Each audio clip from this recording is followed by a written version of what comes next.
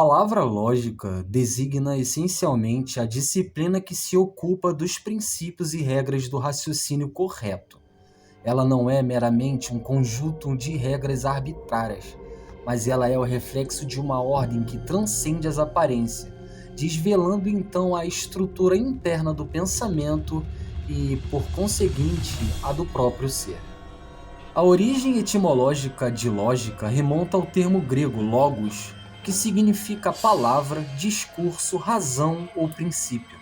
Essa palavra, que já em tempos antigos carregava o sentido de ordem e coerência, foi a base para o surgimento da lógica, que significa a arte de pensar corretamente. Ela foi imortalizada nos tratados aristotélicos reunidos nos Organon. Assim, a própria gênese da lógica está ligada à capacidade humana de articular e organizar o pensamento, estabelecendo as bases para a compreensão do mundo. A lógica, mais do que um instrumento formal, é ontologicamente insubstituível. Ela não é um adereço superficial do pensamento, mas uma condição intrínseca à existência racional. Em sua essência, a lógica revela claramente a estrutura do ser, configurando-se como o padrão que orienta a realidade e o próprio agir humano.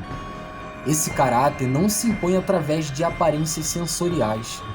Ela se revela quando o sujeito, ao transcender o imediatismo dos dados empíricos, descobre as relações fundamentais que ordenam a experiência.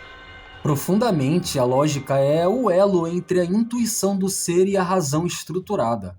Ela então vai possibilitar que o conhecimento seja construído sobre alicerces sólidos, ultrapassando ali a mera observação para alcançar o entendimento das leis universais que regem o caos aparente.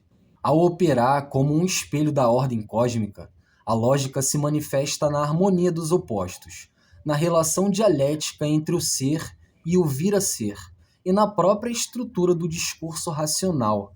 Essa revelação não é empírica, mas epistemológica. Ela se desvela à medida que o próprio pensamento se refina e se aproxima da essência do ser.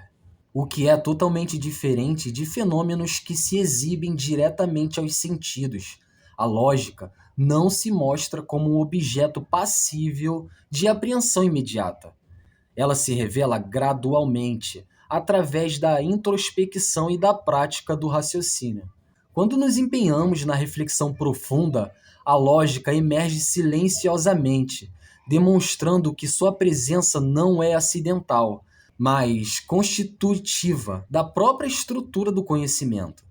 Essa revelação se dá no momento em que a mente, ao descartar ilusões e incoerências, descobre a ordem subjacente ao fluxo de informações, evidenciando então a harmonia que torna o pensamento possível. Em suma, a lógica é muito mais que um mero instrumento formal. Ela é a própria revelação da ordem fundamental que permeia o ser e o conhecimento.